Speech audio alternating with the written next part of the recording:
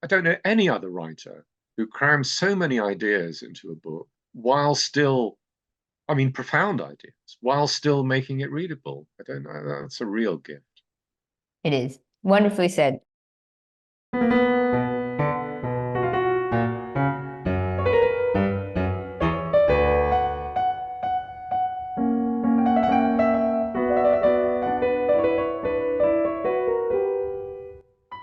No one has attempted a full biography of one of the most famous philosophers of all time until now. Why was that the case, and what can this new book tell us about the man, his times, and his works? Hello, my name is Anya Leonard, founder and director of Classical Wisdom. You're listening to Classical Wisdom Speaks, a podcast dedicated to bringing ancient wisdom to modern minds. Today's Classical Wisdom Speaks podcast is with Robin Waterfield, an independent scholar and translator who's living in southern Greece. In addition to 30 volumes of translations of works of Greek literature, he is the author of numerous books, ranging from children's fiction to Greek philosophy and history. His books include Epictetus, The Complete Works, Handbook, Discourses and Fragments, as well as the much acclaimed Marcus Aurelius Meditations, the Annotated Edition. Today we'll discuss his most recent work, Plato of Athens, A Life in Philosophy. But before we begin, a quick reminder to check out classicalwisdom.com to sign up for our free newsletter or become a member and help support the classics. Now, what exactly are the Platonic letters, and what can they tell us about Plato? I just want to thank you for joining me again. It's always a pleasure speaking with you. And when I read your recent book, Plato of Athens, A Life in Philosophy, I thought, well, I must have you on again to speak about it because it's quite a remarkable book. And it's sort of strange, actually, when you come to think about it, that there aren't that many biographies of Plato. There aren't any. This is the first. Anyway, thank you. First, I'll say thank you, Anya, for having me. It's always nice to talk to you. Yeah, there aren't. This is the first book-length biography of Plato that there is. At least in English. I think there's one recently, but come out in German by Zeslak, if that's how you pronounce his name. But I gather it's very, very fat and long. So he'll have gone into all the dialogues and his particular, to my sense, peculiar interpretation of it. But this is the first standard biography. Obviously, I go into the metaphysics and stuff and politics, political theory, quite a bit because it's a biography of a writer, but basically it's supposed to be a biography of his life. Yeah, it's remarkable that there aren't, I mean, biographies. Plato is literally Pretty one much a of the household most name, yeah. I and know. But there are good reasons why there hasn't been a biography before. And here we're going to talk about the sources. First of all, well, I mean, there are many problems, but the first one is that Plato doesn't put himself in any of his works. He never appears. We know he's the writer, but there's never an occasion where Plato says or Plato thinks or anything like that, so we can't tell anything about his life from his written works. Secondly, it seems to me that the reason that there's very little evidence for his doings is, I think, a true reflection of his life. I think he spent quite a lot of his life just quietly writing and teaching in Athens. And so, well, I compare him in the book to J.R.R. Tolkien, who, wrote Lord of the Rings and all these magnificent works. Lord of the Rings is still my favorite book in the world. I'm not afraid to say, not ashamed to say.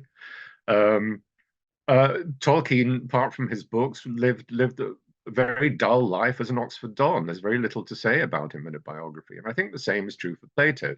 We get the big things, growing up in Athens, meeting Socrates' death, founding the academy, several visits to Syracuse in Sicily.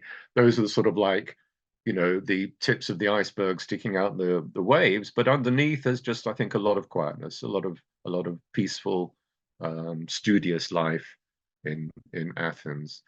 And so, but the main problem, I think, with the sources for his life is that, well, all right, there are quite a lot of letters from antiquity that have come down to us under Plato's name. But there are 13 of them that actually deserve to be taken quite seriously, because already by the end of the 3rd century, in other words, about 150 years after Plato's death, they were included in the corpus of Plato's works. The other ones weren't, so they're definitely spurious and later. Now, these 13 epistles, some scholars are inclined to say that none of them are authentic. And indeed, they're in bad company, because most of the letters that have come down to us under the names of famous philosophers or thinkers or anybody are indeed demonstrably spurious. Some scholars then think that all 13 of, and reputable scholars, I mean, people like Terence Irwin and Miles Bernier and people like that, think that they're all spurious. But it's one of those, as I say in the book, it's one of those scholarly debates which is subject to fashion. I mean, 50 years ago, I'd have said that the majority of scholars were in favor of at least some of the letters being authentic. 20 years ago, I'd have said the pendulum had swung firmly in the other direction, and most scholars would have said they weren't authentic. I hope that the pendulum is swinging back again to authenticity. I think most scholars who think that some of them are authentic don't accept all of them at all, and I accept 3. And all scholars who accept some of the letters as authentic pick on letter 7 as one of them, because letter 7 is by far the most important. This is where we get some biographical details, and so that's why people who don't think the letters are authentic can't write a biography of Plato, because they dismiss the material as inauthentic. I think letter 7 is authentic. It's very long. It's longer than 11 of Plato's shorter dialogues. It's very interesting. It's very well written. It's stylistically of a piece with Plato's later works, because it would have been written in the 350s. It was written in the 350s, I should say, since I believe it authentic. So that's basically the problems, and I think that's why there hasn't been a biography of Plato before. The fear of using letters as evidence and the paucity of other evidence. So books on Plato generally start with maybe a chapter or maybe a half chapter or a couple of paragraphs on his life, and they will mention those major things: Socrates, Socrates' death, the academy, Syracuse, and leave it at that. I wanted to bring more of, bring him more to life. I think it's a wonderful endeavor, and just as like a kind of an overview of what we have remarkably so many of his dialogues. I mean, for any lover of ancient wisdom to have so many dialogues still is remarkable. So we have so much of his work. There's just a few biographical information as written by others. Yes.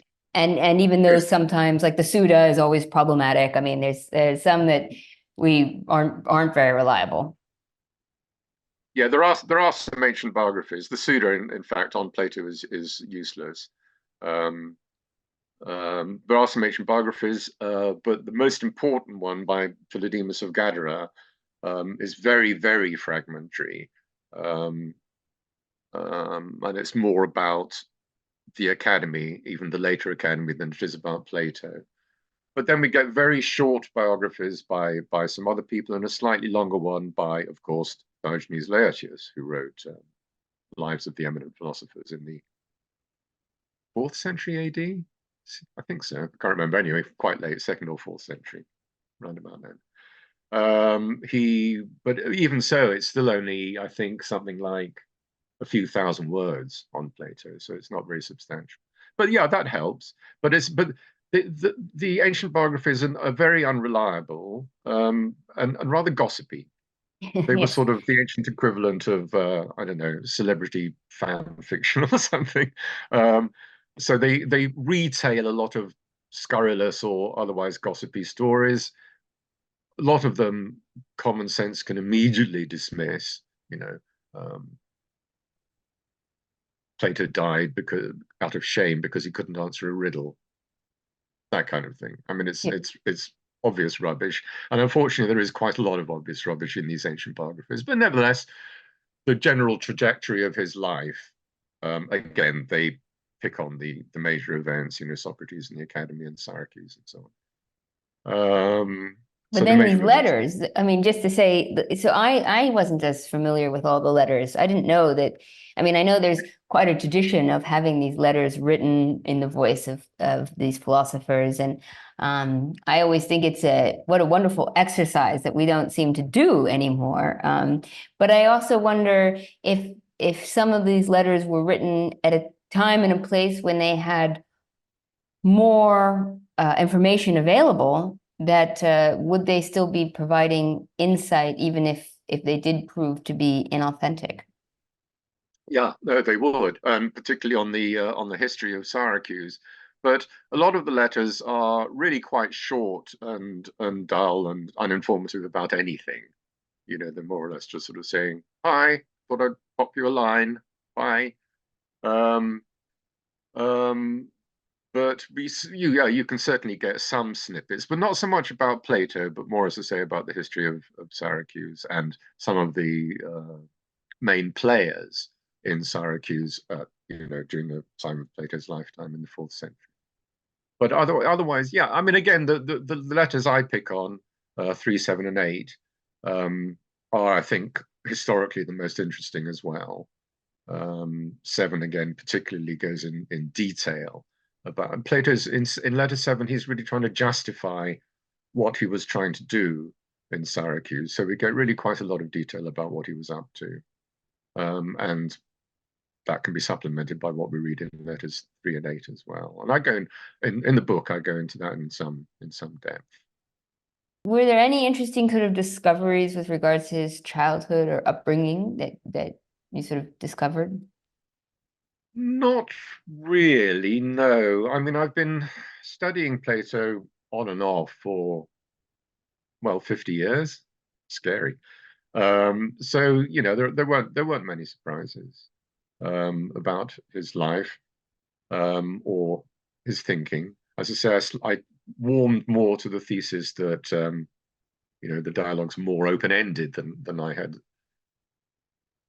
previously in my professional past as a philosopher assumed. The biggest learning curve for me was the academy. I didn't know as much about the early academy as I do now. uh, and perhaps that's why the academy chapter is the longest, because I was enjoying finding out about it so much. But yeah, I didn't know about the work of the early academy so much. Well, let's delve into that then. I mean, I just to say, it is kind of funny because it's sort of in the same way that you never explore your own backyard as well. I mean, in some ways, we know Plato so well because of his works. It's kind of funny when you sort of honestly take a step back and go, oh, I've never really investigated him himself so much. You sort of take it for granted that you just sort of read the work. So I really enjoyed the opportunity to kind of dig deeper into his life. But yes, let's get into the Plato's Academy. What was it? What was it really like? um, well, it was a combination of. I slightly regret that in the book I called it a school. I think I should have called it a college. Anyway, but it was a combination of a teaching and a research institution. And the two things, as far as I can tell, those two activities were really kept quite separate. Now, philosophy in those days was a blanket term. It was until the early 19th century a blanket term. It covered everything from what we call philosophy to geography and things like that as well. Anything, it was a philosopher was simply a learned, erudite person, something like that. Um, and lots of people treated philosophy, therefore, as a way to round off their education. So, round about the age of 17, 18, 19, 20, a lot of young men, not so much women, um, well, not in the classical period so much, women later for sure. A lot of young men would attend philosophy lectures as a way of rounding off their education. They weren't intending to become Platonists. They might attend a few lectures at the academy, a few lectures at Antisthenes' school, whatever, here and there. They dip around because, as I say, it was just a way of rounding off your education. So and I think the teaching in the academy was largely that. I think it was young Athenian men walking the mile or so out of the northwest of the city and attending a lecture or two and then walking back again. And that was the teaching. And there were maybe, I don't know, maybe 20 young men doing that. And that teaching went on in the academy gymnasium, which is just inside the academy park. And Plato wasn't the only. I'm sure Plato did a lot of the teaching because throughout his books he expresses great interest in education, in educating young men. So I'm sure he did quite a lot of teaching, but we also know that some of the other academicians did some teaching. Aristotle, for instance, taught rhetoric in the academy. So some of the others seen now. So that was the teaching, and there was also the research. So the young men came and went, a regular turnover of people each year, or each 2 years, or something like that. But the researchers stayed. I mean, Aristotle was in the academy for 20 years, doing his research, writing his first books, and the same goes. I mean, shorter time spans, but roughly the same goes for a lot of other people, especially Speusippus, Plato's nephew, who was probably one of the original founder members, and later succeeded Plato as head of the academy, as scholarch. So those were the two activities, and I think they were separate. The teaching was going on of the young Athenian people was going on in the academy gymnasium. The inner circle, the researchers, were centered more on Plato's own home, which was used for that kind of meeting and also for the convivial aspect of the school, because they ate together, they dined together probably once a week or something like that, got together and had presumably had learned discussions over their food and wine, I imagine, somewhat along the model of both Plato's and Xenophon's works called Symposia. So I think that's pretty much what it's like. Some really hardcore research going on. Now, the areas of the research, mathematical sciences loomed very large. There was even a false tale that arose at some point that Plato had inscribed over the entrance to the academy, something like, I can't remember the exact wording, but something like, "Let no one enter here who doesn't know geometry," or something. Mathematical sciences loomed large. But a whole host of other subjects. There's a fragment of a comedian called Epicrates, who shows that they were using one of the logical methods within the academy was the method of division, which Plato writes about in several of his dialogues, or demonstrates in several of his dialogues. This fragment of Epicrates shows that scholars within the academy were using the method of division on natural kinds to try to infer the taxonomy of plants and things like that. So they were doing that kind of. They were studying the constitutions of Greek cities and perhaps further afield. And one of the most surprising aspects of the academy is that it also generated political troubleshooters. Academicians would leave Athens and go, perhaps quite commonly, to their hometown to try to sort out political problems there, perhaps by drafting a new constitution, but sometimes by even more violent means, by trying to depose a tyrant, a monarch, or trying to set themselves up as a monarch in a couple of cases. So again, there was no. I'm not again, I'll come back to that. There was no party line. People just did what they felt was necessary. So political troubleshooting was a strange aspect. Now, perhaps the most interesting thing about the academy is that, I mean, look, when we read Aristotle, we know how profound his disagreements are with Plato. When we pull together the fragmentary evidence that we have for the thought of other academicians like Speusippus and Xenocrates, the second and third heads of the school, they disagreed with Plato. I mean, Plato's most famous theory, his emblematic theory, is called the theory of forms, these metaphysical entities that he believes enable us to identify things in the world. Speusippus denied that. He said there's no such thing as forms. There's mathematical entities will serve as exemplars of something immaterial and eternal. Xenocrates tweaked the theory. Aristotle completely undermined it. He said the properties inhere in things. They don't belong to something separate, some pie in the sky. So what this tells us about the academy is that it was not a school for the perpetuation of Platonism.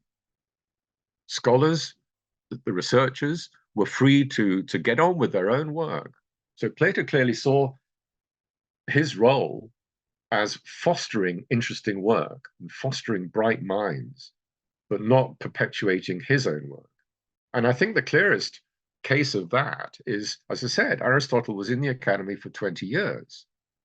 When we read Aristotle's works, he often says or implies, what a pity Plato didn't make this thing clearer, right? Now, he was in the academy for 20 years. He could have gone to Plato and said, can you clarify this point, please? And maybe he did. But clearly, Plato wasn't into that. He wasn't giving the scholars the answers they wanted.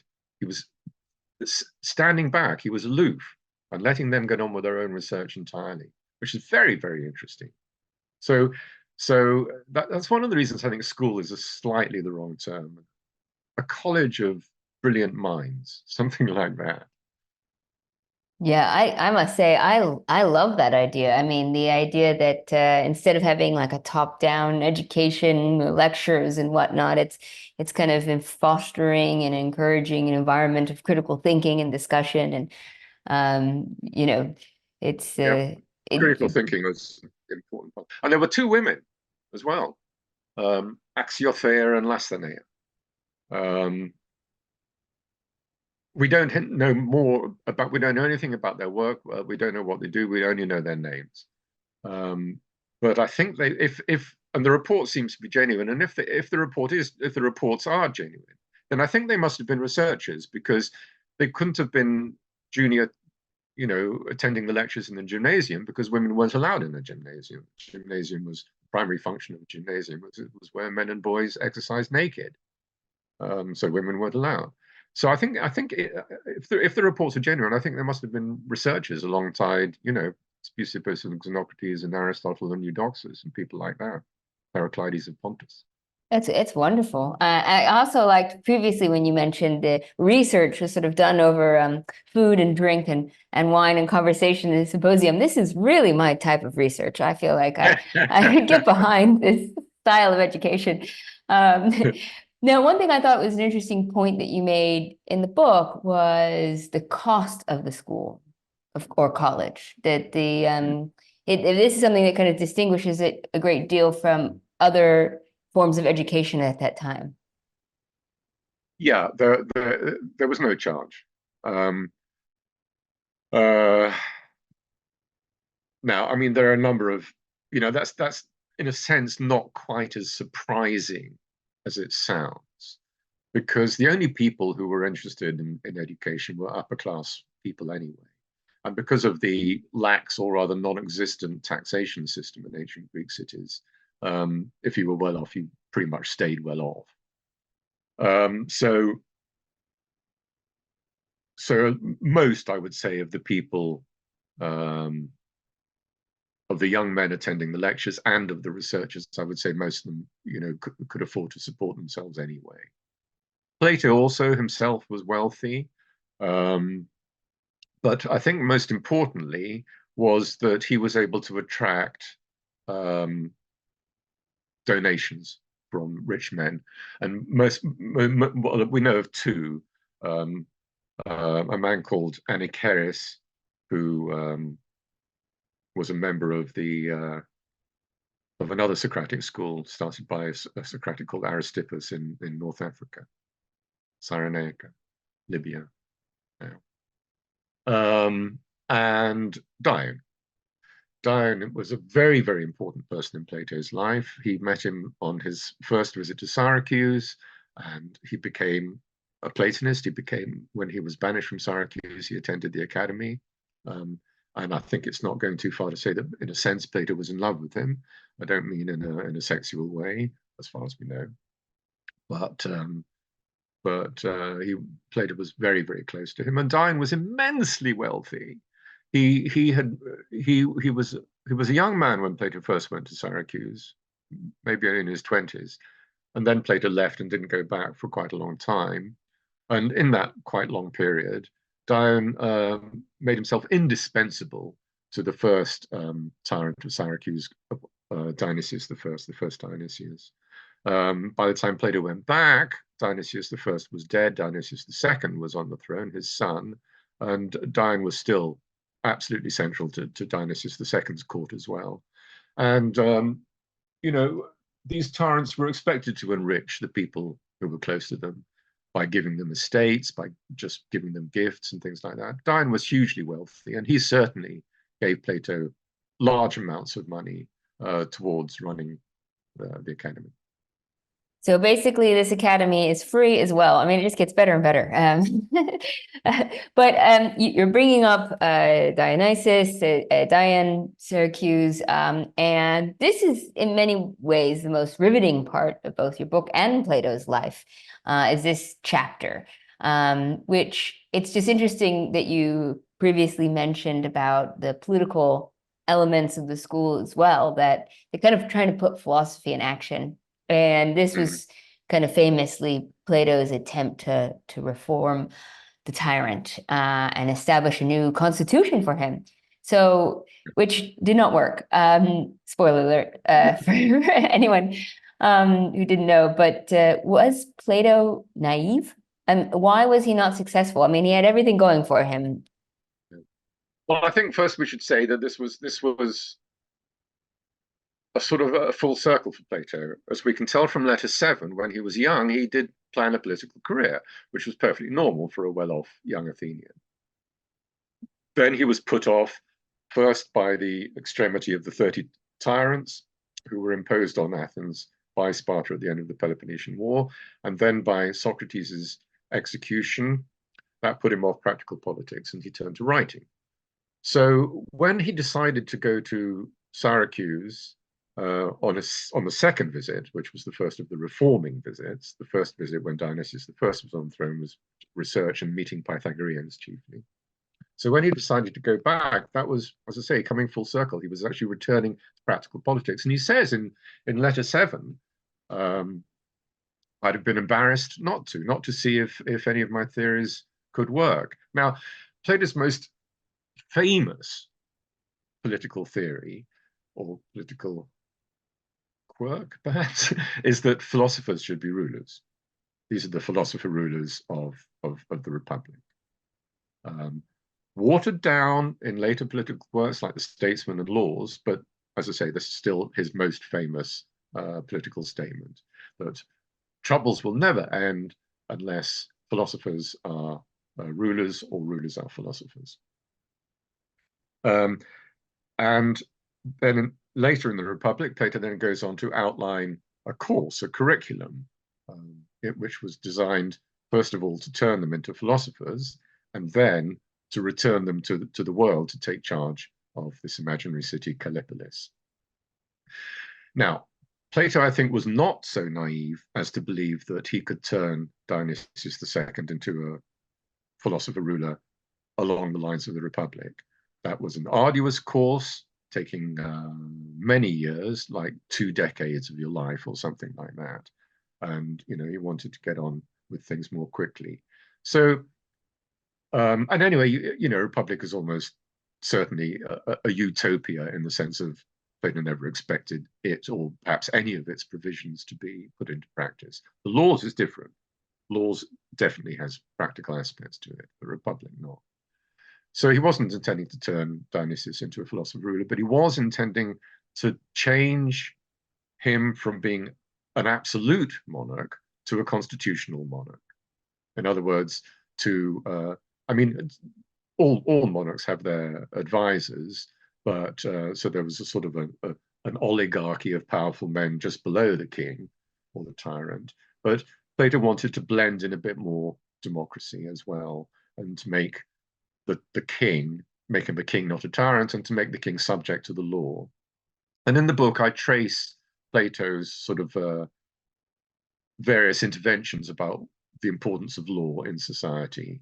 That's one of the sort of main threads in the book, because politics is a real world thing. And so I think it tells us more about Plato than, say, his metaphysics. Yeah, it's I mean, there are a history of potential philosopher kings. I mean, it's obviously Marcus Aurelius is one that springs to mind.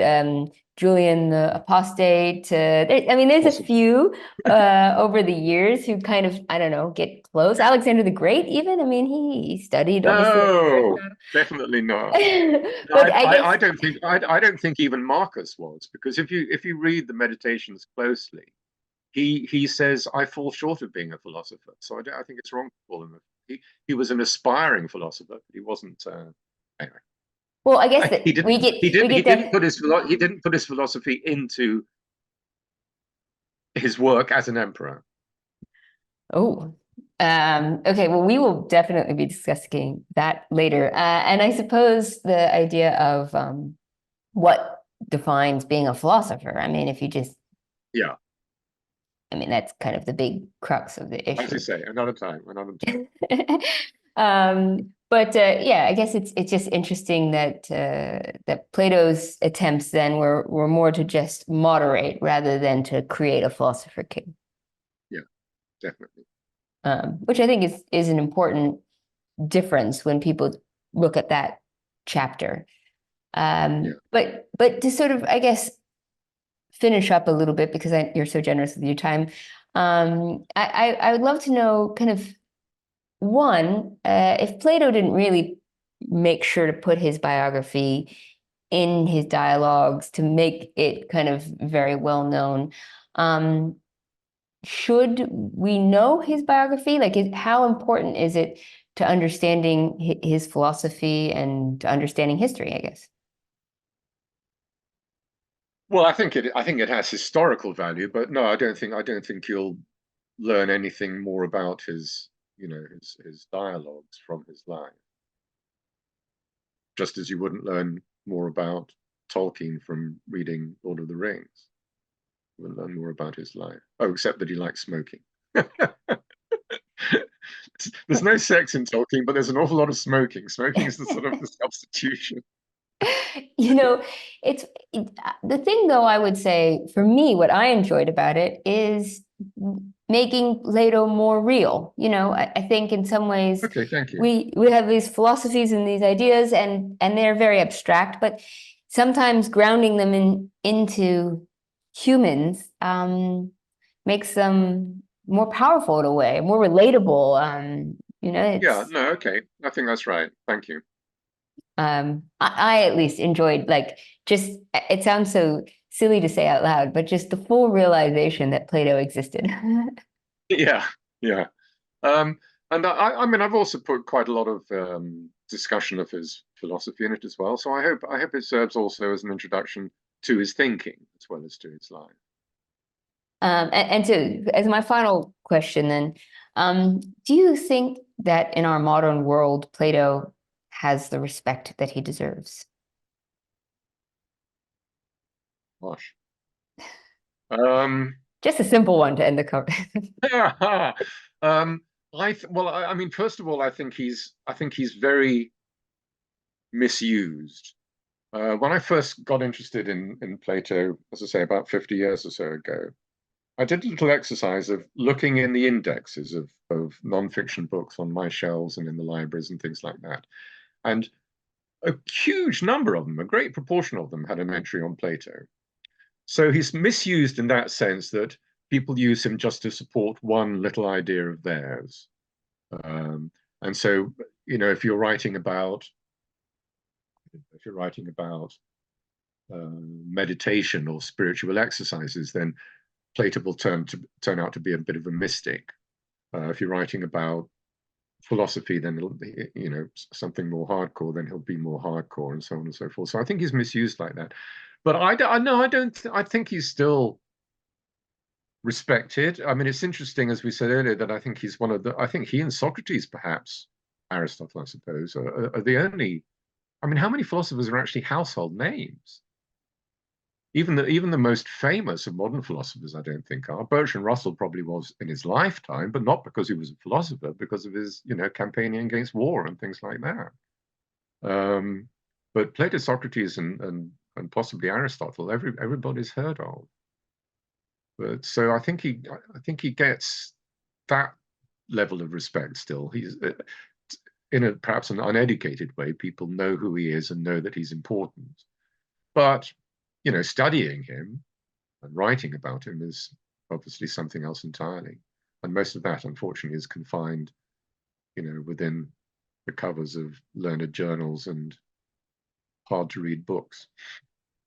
Well, I'm glad you've put out a biography there to assist. And I think, as you very accurately mentioned in the book as well, that Plato is a really enjoyable, approachable philosophical work for people at every level and stage of life. And I think the more people who know that, the better, because it's a wonderful way to get into philosophy and to thinking and the world of ideas. And I think in our current time period, that would be a great relief to many people. That's a very important point to end on, Anya. There is no I mean, Plato, philosophy. Difficult. I'm not going to enjoy reading this. But yes, you are. He's just really good at writing. He makes everything. And I don't know any other writer who crams so many ideas into a book while still, I mean, profound ideas, while still making it readable. I don't know. That's a real gift. It is wonderfully said. Okay, well, I think we should end on that. Thank you so much. Okay. And I'm going to put a link to the book below and include it for everybody, because it's a fantastic book. I really enjoyed it. So thank you for writing it. Well, I really enjoyed writing it. It wasn't my idea. It was the editor at Oxford University Press who said, "Why don't you do this, Robin?" I'm very grateful to him.